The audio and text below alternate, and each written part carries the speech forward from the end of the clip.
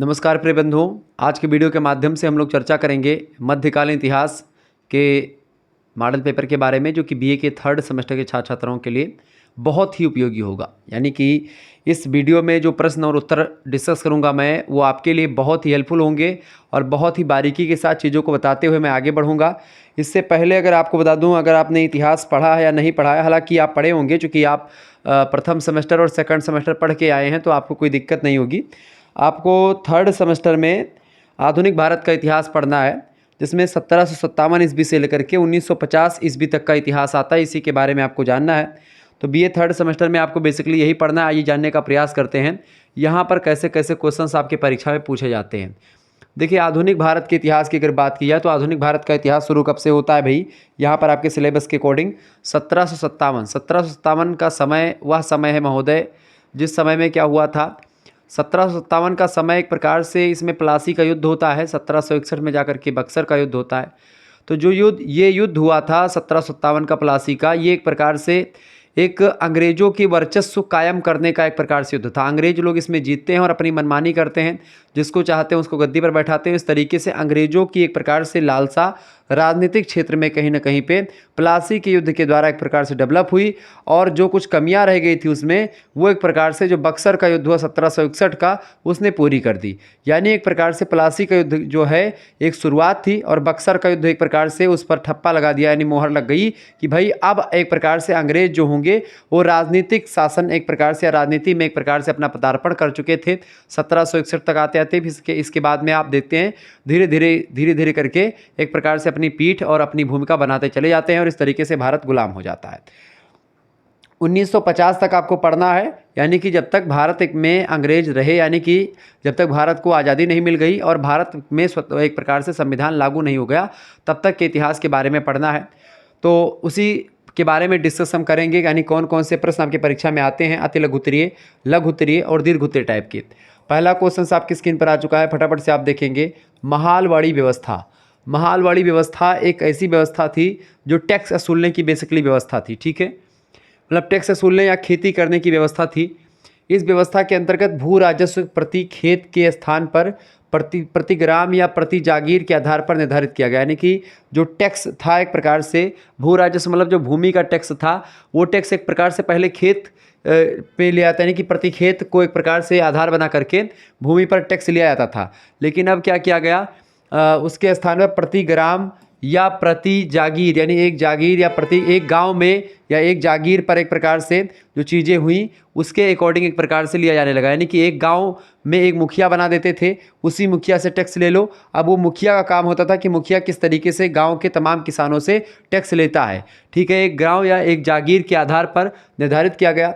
इसमें गांव का मुखिया या भूपति जो होता था, गांव के सभी कृषकों से भू राजस्व यानी कि भूमि का टैक्स जो था वो निर्धारित, मतलब कि जो एक प्रकार से निर्धारित रकम होती थी, यानी कितना किसको देना है, कितने खेत पर कितना पैसा लेना है, ये डिसाइड होता था। इसको वसूलता कौन था? जो मतलब कि गाँव का मुखिया होता था वो, या जो इसको आप भूपति भी कह सकते हैं, वो उसको वसूल करके एक प्रकार से कोष में जमा कराता था।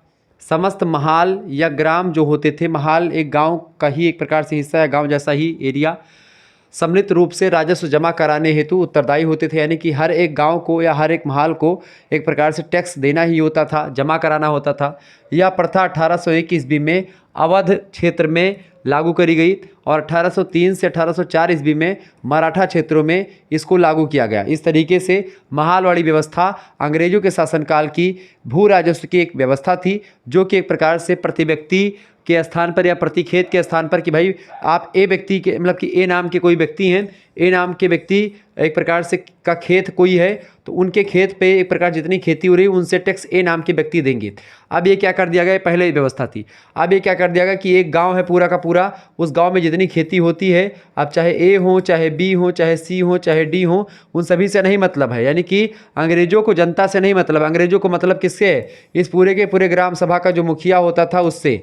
अब मुखिया के पास बोलते थे भाई मुखिया टैक्स दे, तो मुखिया टैक्स एक प्रकार से जमा करवा देते थे राजकोष में। इस तरीके से ये थी महालवाड़ी व्यवस्था।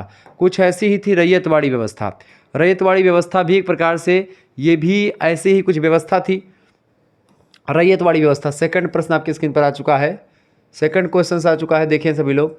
प्रश्न है, यह व्यवस्था, रैयतवाड़ी व्यवस्था जो थी, यह व्यवस्था प्रमुख रूप से मद्रास और बम्बई, यानी मद्रास प्रेसिडेंसी यानी जिसको आप चेन्नई कहते हैं, और बम्बई प्रेसिडेंसी, इनमें कैप्टन रीड थॉमस के निर्देशन में, कैप्टन रीड थॉमस एक व्यक्ति हैं, उनके निर्देशन में, उनके डायरेक्शन में प्रारंभ हुई थी कौन, रैयतवाड़ी व्यवस्था। इस व्यवस्था में भूमि धारक को ही भूस्वामी मान करके, यानी जो भूमि पर काम करता था या जिसका खेत होता था, उसी को एक प्रकार से आधार बना करके कि भाई तुम्हारा खेत है, तुम ही एक प्रकार से टैक्स दोगे। उसके साथ भू राजस्व की शर्तों का निर्धारण करके काबूलियत पर हस्ताक्षर किया जाता था। यहाँ किसानों ने 1/2 कर प्रदान करने की स्वीकृति दी। यह किसान व सरकारी कोष में सीधा समझौता, मतलब किसान के बीच में और सरकारी खजाने या सरकारी कोष के बीच में डायरेक्ट समझौता था। इसमें किसी प्रकार का कोई बिचौलिया जो होता था, यानी कि मुखिया जैसे, वो बिचौलिया इसमें नहीं होता था। ठीक है, ये बात आप ध्यान, यानी कोई मुखिया को टैक्स नहीं देना है, डायरेक्ट आप सरकार को टैक्स दें, ये था। यह व्यवस्था 1812 ईस्वी में लागू की गई थी। ठीक है, ये बात आप ध्यान रखेंगे। आगे बढ़ते हैं, अगला क्वेश्चन। ये सब प्रश्न अति लघुत्तरीय टाइप के प्रश्न हैं, ये परीक्षा में आपके पूछे गए हैं। पिछले 2 वर्षों के पेपर को अगर आप उठा करके देखेंगे तो वहाँ पर ये क्वेश्चंस लगातार परीक्षा में आए हुए हैं। ठीक है, चले प्रश्न संख्या 3 अति लघुत्तरीय का प्रश्न आपकी स्क्रीन पर आ चुका है।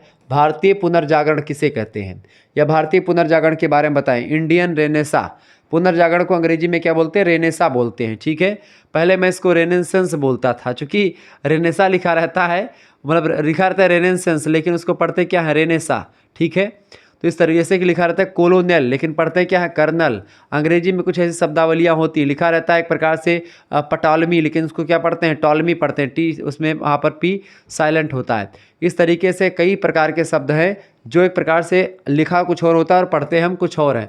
ठीक है, तो भारतीय पुनर्जागरण की अगर बात की जाए तो पुनर्जागरण मतलब होता है दोबारा से उत्थान होना, दोबारा से एक प्रकार से नवजीवन की प्राप्ति करना।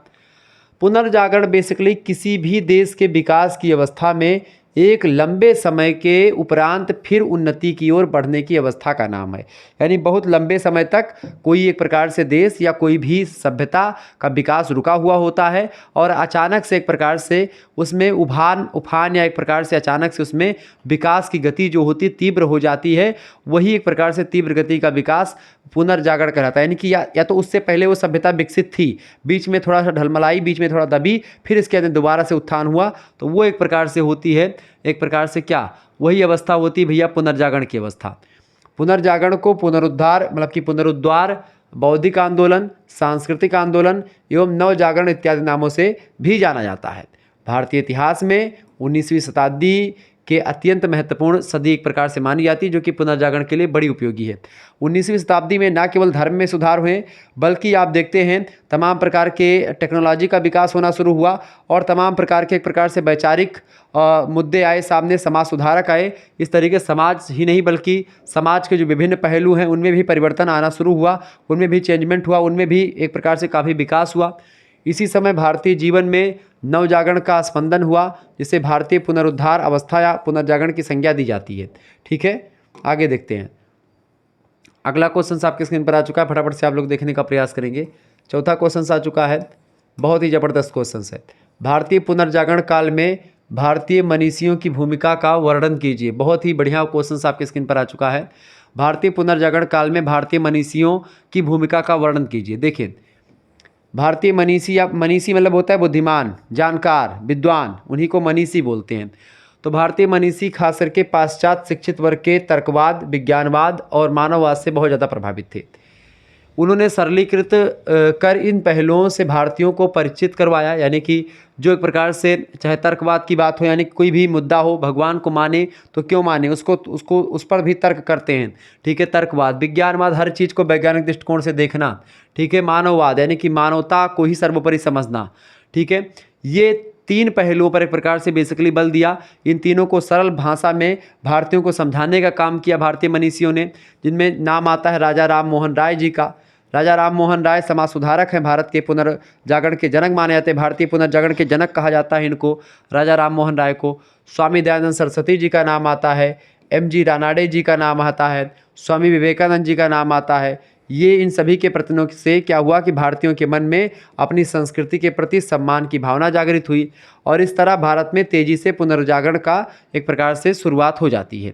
ये था एक प्रकार से पुनर्जागरण को लेकर कुछ बातें जो मैंने आपको बताई। और ये भारतीय मनीषी, इसमें राजा राम मोहन राय, ठीक है, ब्रह्म समाज की स्थापना करते हैं, स्वामी दयानंद सरस्वती आर्य समाज की स्थापना करते हैं, महादेव गोविंद रानाडे जी और स्वामी विवेकानंद जी एक प्रकार से आपको पता होगा रामकृष्ण परमहंस उनके गुरु जी थे, आश्रम की स्थापना भी उन्होंने करी थी। विवेकानंद जी ने जाकर के जो है अमेरिका के शिकागो शहर में एक प्रकार से भाषण दिया, वो सब बड़ा फेमस है पूरे संसार में।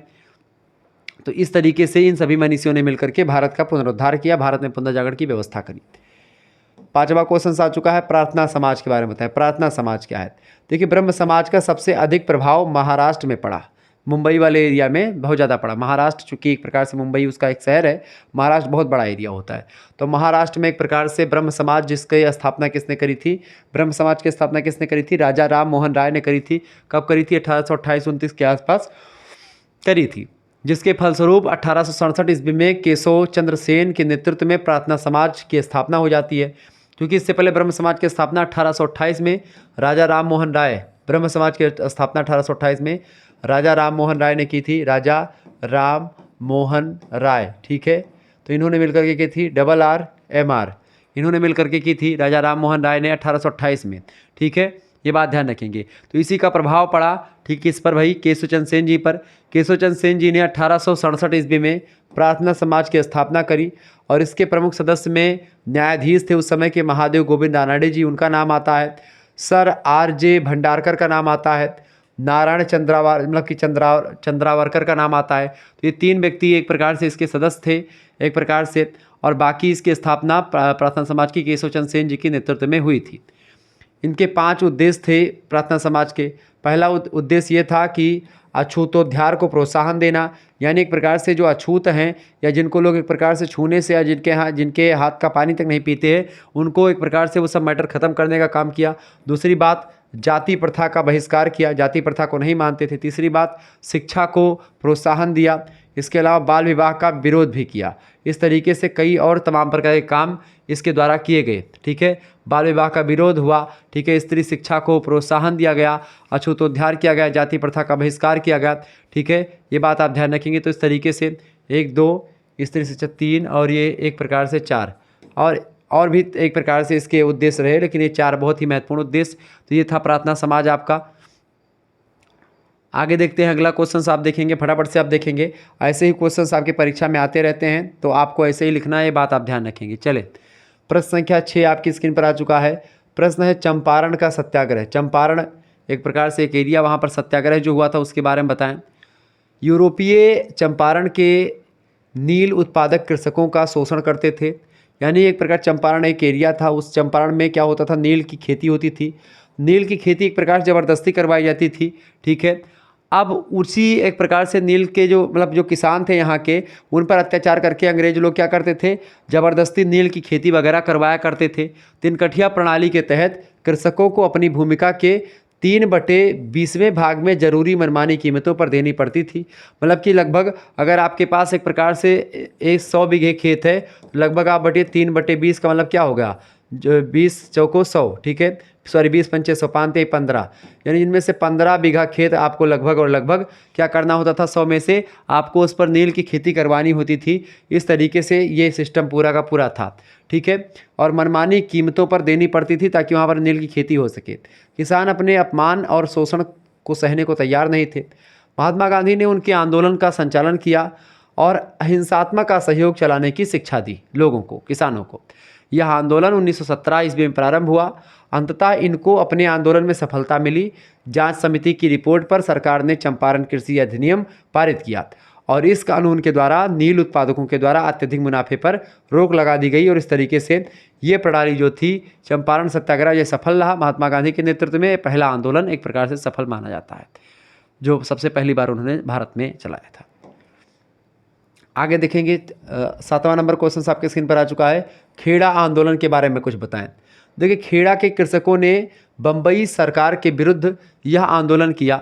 सूखे के कारण किसान मालगुजारी की माफ़ी की मांग कर रहे थे, परंतु सरकार ना मानी। सरकार की हठधर्मिता देख करके गांधी जी ने किसानों के से सत्याग्रह के लिए कहा कि सत्य के लिए आग्रह करेंगे। लगान ना देने की घोषणा की गई कि हम अब लगान भी नहीं देंगे, टैक्स भी नहीं देंगे, ऐसा कहा गया। तो खेड़ा आंदोलन बेसिकली यही हुआ। खेड़ा नाम का स्थान है, वहाँ पर कृषकों ने बम्बई सरकार के विरुद्ध क्या कर दिया, आंदोलन शुरू कर दिया। यह आंदोलन 1919 ईस्वी तक चलता रहा। अंत में सरकार को किसानों की मांगें माननी पड़ती हैं और यह आंदोलन भी एक प्रकार से सफलता की एक प्रकार से नींव को छुआ, कहीं ना कहीं पे कुछ सफल जरूर रहा। ये था खेड़ा आंदोलन। आगे देखते हैं 1935 का जो अधिनियम है, इसके बारे में जानते हैं। 8वां क्वेश्चन, 1935 का भारत शासन अधिनियम। 1935 का भारत शासन अधिनियम भारतीय संविधान की एक प्रकार से आधारशिला बोल सकते हैं, क्योंकि 1935 का जो भारत शासन अधिनियम है, इस अधिनियम के द्वारा भारतीय संविधान में लगभग 100 से अधिक अनुच्छेदों को या तो उसमें कुछ चेंजमेंट करके या तो उसको हूबहू ऐसे ही उतार लिया गया है। ठीक है, तो इसको लेकर के आपको टेंशन नहीं लेना है। सन 1935 का भारत सरकार अधिनियम काफ़ी लंबा और जटिल था। इसमें 321 धाराएं थी, 10 परिशिष्ट में बटा हुआ था। यह अधिनियम 3 जुलाई 1936 को लागू हुआ। पारित हो गया था 1935 में ही, लेकिन लागू हुआ 3 जुलाई की डेट को 1936 ईस्वी में, जबकि पहली बार इस अधिनियम के अंतर्गत भारत में विधानमंडलों के लिए निर्वाचन हुए। ठीक है, ये बात आप ध्यान रखेंगे। तो भारत के लिए विधानमंडलों में निर्वाचन सबसे पहली बार इसी में हुई, 1935 के अधिनियम के द्वारा। 1935 का अधिनियम मेरे हिसाब से सबसे बढ़िया अधिनियम पुराने अंग्रेजों के हिसाब से अगर देखें तो वो ठीक ठाक माना जा सकता है, क्योंकि वहाँ से बहुत सारी चीज़ें अपने यहाँ पर ली गई। अगला क्वेश्चन आ चुका है, फटाफट से आप देखें। 9वां नंबर क्वेश्चन से भैया, मार्ले मिंटो सुधार। मार्ले और मिंटो, मार्ले एक प्रकार से, मार्ले और मिंटो ये दो व्यक्ति हैं। इन्हीं दोनों व्यक्तियों के नाम पर एक प्रकार से रखा गया है। भारतीय संवैधानिक व्यवस्था में परिवर्तन हेतु 1909 ईस्वी का जो भारत शासन अधिनियम है, इसी अधिनियम को मार्ले मिंटो सुधार कहा जाता है। एक अधिनियम पारित किया गया जिसे मार्ले मिंटो सुधार अधिनियम के नाम से जाना जाता है।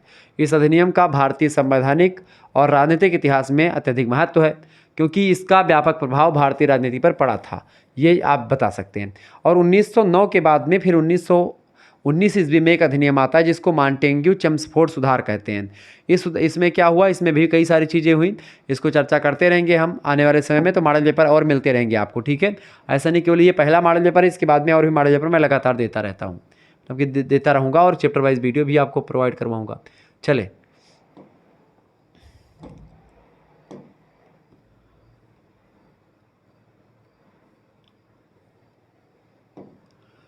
अगला क्वेश्चन से 10वां नंबर क्वेश्चन आ चुका है, फटाफट से आप देखेंगे। Francisco de Almeida.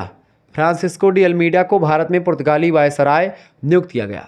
उसके मालाबार तट पर पहुंचने के साथ ही भारत में पुर्तगाली उपनिवेशों की स्थापना का इतिहास आरंभ होता है।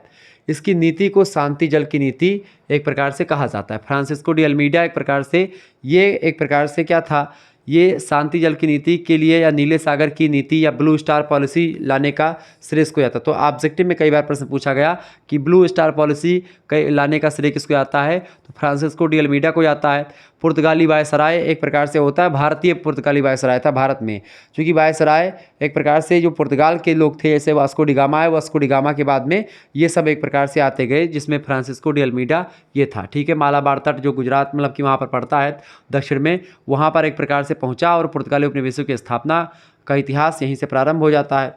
ठीक है, उसका कहना था कि यह निश्चित रूप से जान लिया जाए कि जब तक हम समुद्र पर शक्तिशाली होंगे, भारत पर हमारा अधिकार रहेगा। यानी कि समुद्र को अगर हम कब्जे में रखेंगे तो भारत अपना ही है, ऐसा फ्रांसिस्को डी अल्मीडा बोलता था। अगर ऐसा नहीं है तो तटीय दुर्ग हमारे लिए लाभदायक सिद्ध नहीं होंगे, ऐसा इसका मानना था। ठीक है, क्योंकि एक प्रकार से जब भारतीय इतिहास की शुरुआत होती है या आधुनिक काल की, तो उस दौरान यूरोपीय कंपनियों के आगमन की हम बात करते हैं। यूरोपीय कंपनियों का आगमन बेसिकली वैसे तो 1600 ईस्वी से ही हो जाता है, लेकिन एक प्रकार से चीज़ों को समझना भी एक प्रकार से ज़रूरी होता है, इन चीज़ों को भी। 1757 से वैसे आपको पढ़ना है। अगला क्वेश्चन आप देखेंगे। चले, ये टॉपिक आपका है, ये प्रश्न परीक्षा में कई बार आया हुआ है। इसको ये लघु उत्तरीय दीर्घ उत्तरीय में दोनों में आप ले सकते हैं इसको। भारत में पुर्तगाली शासकों के प्रभाव का वर्णन कीजिए। भारत में पुर्तगाली शासन का क्या प्रभाव रहा, इसके बारे में आपसे पूछा जा रहा है। फटाफट से आप लोग बताने का प्रयास करेंगे। एक बार वीडियो को लाइक और शेयर कर दीजिएगा, ठीक है।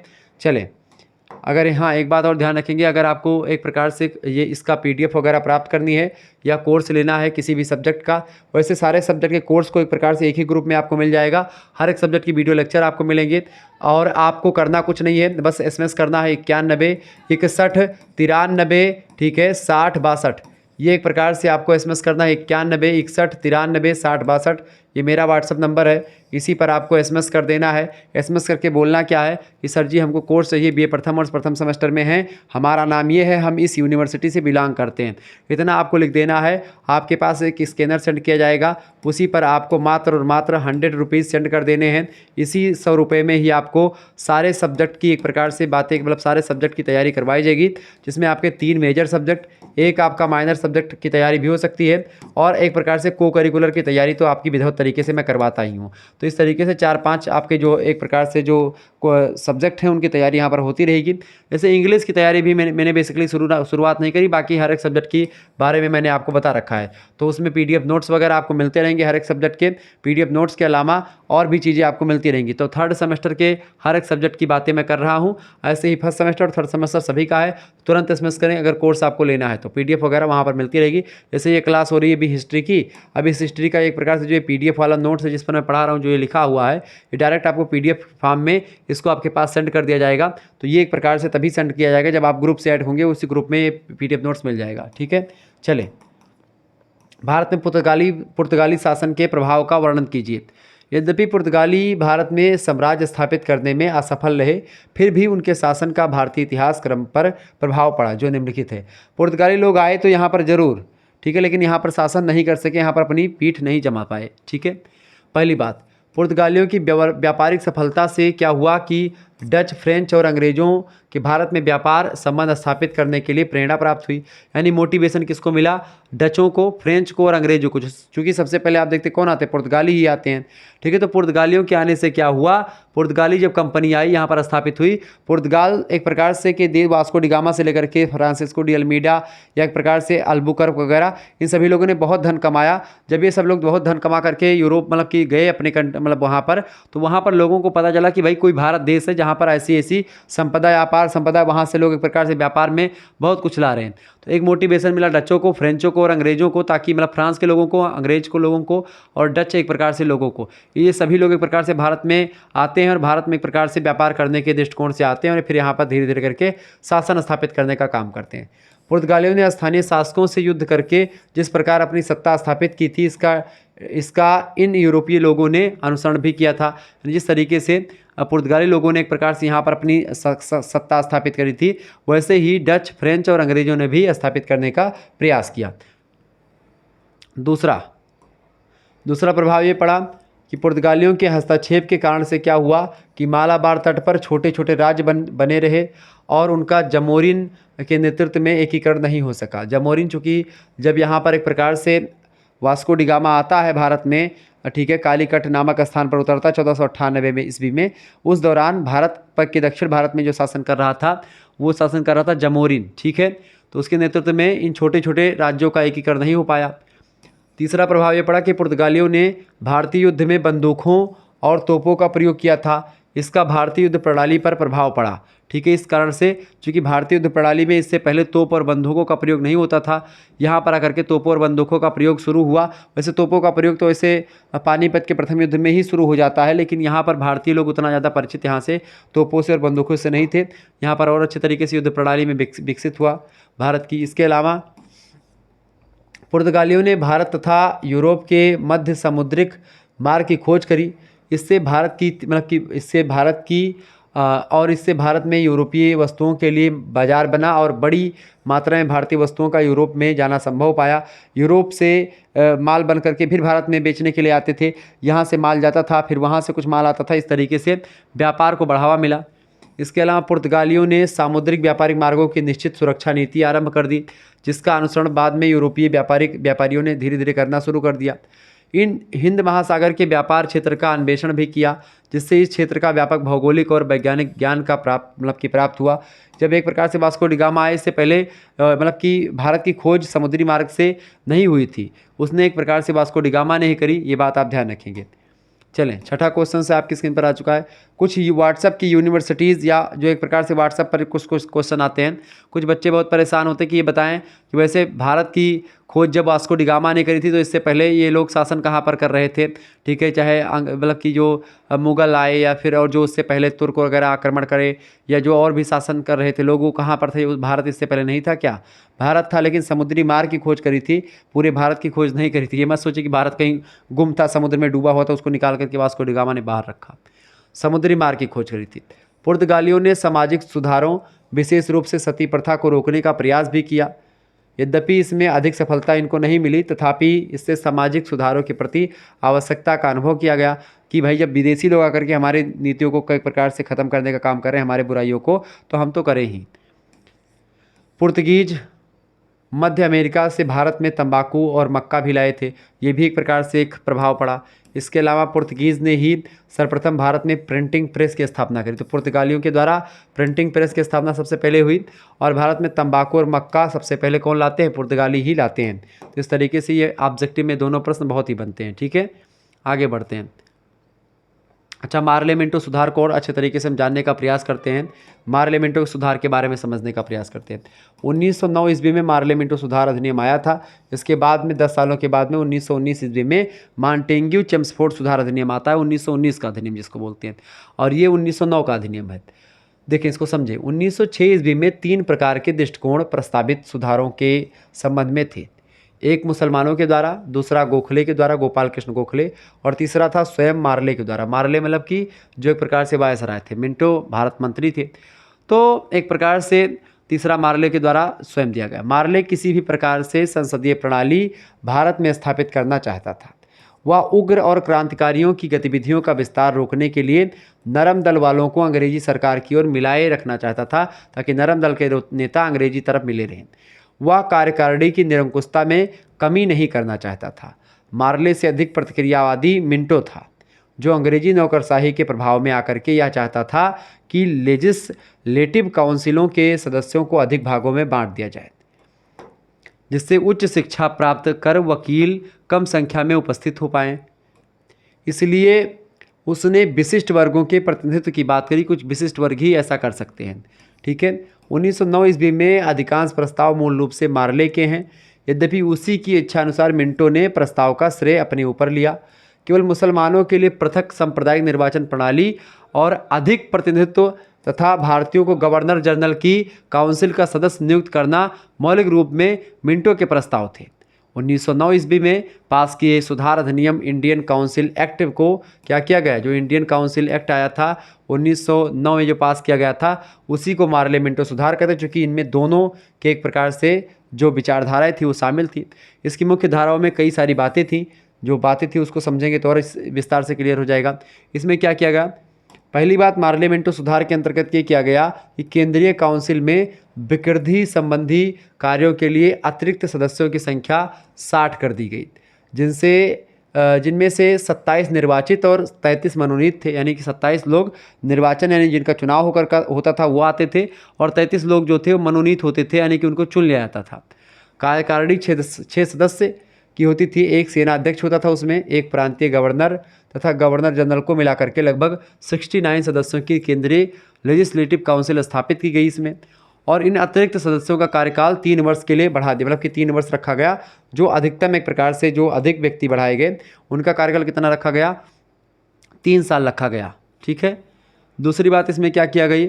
इसमें यह भी किया गया मार्लियामेंटो सुधार में कि बम्बई, मद्रास, बंगाल, यूपी अन्य की प्रांतीय काउंसिलों में भी अतिरिक्त सदस्यों की संख्या को बढ़ा करके 50 कर दिया गया। यानी कि इसमें भी इसकी भी संख्या में बढ़ोतरी गई। यानी प्रांतीय जो काउंसिल थी, यानी जो विधानसभा वगैरह थी या प्रांत में जो चीज़ें थी, वो एक प्रकार से उनकी संख्या 50 कर दी गई, जिसमें निर्वाचित सदस्यों का बहुमत होता था। यानी जो चुनाव चुन करके आते थे उनका बहुमत होता था। छोटे प्रांतों के लिए यह संख्या 30 थी, ठीक है। छोटे प्रांत जो थे उनमें 30, लेकिन जो बड़े प्रांत थे वहाँ पर 50 थी। अगला क्वेश्चन आपकी स्क्रीन पर आ चुका है। मतलब कि अगला पॉइंट ये है कि लेजिस्लेटिव काउंसिल के कार्यों और अधिकारों में भी वृद्धि कर दी गई मार्लियामेंटो सुधार के द्वारा। अब उन्हें सार्वजनिक हितों से संबंधित प्रस्तावों पर बहस करने का अधिकार मिल गया। पूरक प्रश्नों के पूछने का अधिकार भी मिल जाता है इसमें मार्लियामेंटो सुधार के द्वारा। इसके अलावा वार्षिक बजट पर बहस करने का भी अधिकार एक प्रकार से जो काउंसिल को लोग हैं या सदस्य हैं उनको मतलब कि हो जाता है, लेकिन इस पर मतदान नहीं करवा सकते। काउंसिल के अध्यक्ष को किसी भी प्रस्ताव को रखने की अनुमति न देने का अधिकार था। यदि उसे सार्वजनिक हित में समझे तो वो एक प्रकार से वो अपने हिसाब से काम कर सकता है गवर्नर। इसके अलावा गवर्नर जनरल तथा गवर्नर की जो कार्यकारिणी समिति थी उसमें एक एक भारतीय सदस्य भी नियुक्त किए गए थे, ताकि एक प्रकार से भारतीयों का भी प्रतिनिधित्व इसमें हो। तो इस तरीके से ये था एक प्रकार से 1909 का जो मार्लियामेंटो अधिनियम है वो, यानी 1909 का भारत संसद अधिनियम। इस तरीके से यहाँ पर 2 दीर्घोत्तरीय या लघुत्तरीय प्रश्न और लगभग 8 से 10 क्वेश्चन लघुत्तरीय के हमने समझे। बाकी और भी मैं समझने का प्रयास करूंगा। हिंदी गद्य का मॉडल पेपर मैंने दे दिया है, तो आप लोग अगर नहीं देखे तो देख लीजिएगा। ऐसे ही प्रश्न परीक्षा में आते रहते हैं और भी सब्जेक्ट का लगातार मैं देता रहता हूँ। प्राचीन इतिहास का भी दे चुका हूँ, तो अगर आपने नहीं देखा तो प्लीज़ देख लीजिएगा। मिलेंगे फिर हम नेक्स्ट वीडियो में, तब तक के लिए जय हिंद जय भारत। आप सभी का बहुत बहुत धन्यवाद। हमारे से जुड़ने के लिए इसी प्रकार से अपना प्यार हमेशा बना रखेंगे। बहुत बहुत धन्यवाद आप सभी का।